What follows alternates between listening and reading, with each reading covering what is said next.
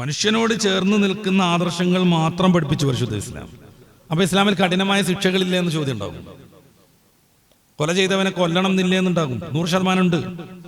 ഇസ്ലാമിക ഭരണം നിലനിൽക്കുന്നിടത്ത്, ഇസ്ലാമിക രാഷ്ട്രം രൂപീകരിക്കപ്പെടുന്നിടത്ത്, ഇസ്ലാമിന്റെ ക്രിമിനോളജി നടപ്പിലാക്കുന്നിടത്ത് കൊന്നവനെ കൊല്ലണം എന്നുണ്ട്, കട്ടവന്റെ കൈമുറിക്കണം എന്നുണ്ട്, മറ്റ് ശിക്ഷകളൊക്കെ ഉണ്ട്. അത് തീവ്രമാണെന്ന് ചിലപ്പോൾ നമുക്ക് തോന്നും ഈ ആധുനിക ലോകത്ത് ചിന്തിക്കുമ്പോൾ.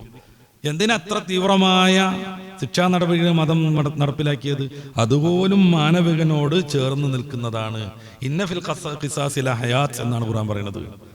പ്രതികാര കൊലയിൽ ജീവിതമുണ്ട് എന്നുവെച്ചാൽ കൊന്നയാളെ കൊല്ലുന്നതോടുകൂടെ ലോകത്തിന്റെ മൊത്തം അത് പാഠമാകുന്നു. കൊല്ലാൻ വിചാരിക്കുമ്പോഴേക്കും അവന്റെ മനസ്സിൽ ഭീതി വരുന്നു. കളവ് നടത്തിയ ആളുടെ കൈമുറിക്കുന്നതോടുകൂടെ അവൻ്റെ ഒപ്പം സ്ഥിരമായി ഒരു അടയാളം ഉണ്ടാകുന്നു, എനിക്ക് അക്കാൻ പാടില്ല എന്നുള്ളതിന്.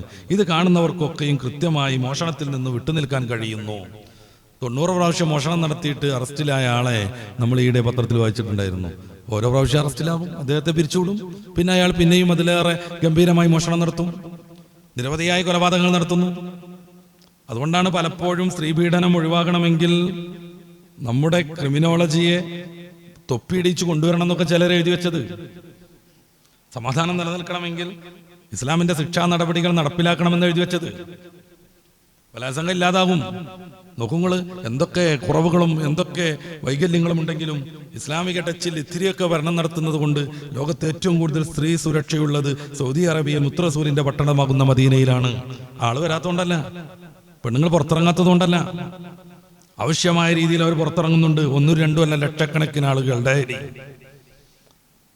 അത്രക്കൊക്കെ ആണുങ്ങളുണ്ട്.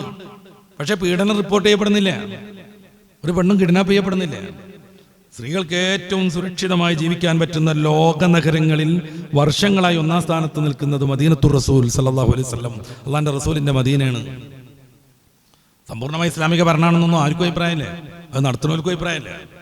നേരിയ രീതിയിൽ ഇസ്ലാമിന്റെ ടച്ച് വരുമ്പോഴേക്ക് സ്ത്രീകൾക്ക് ഇത്രമേൽ സുരക്ഷ വരുന്നു.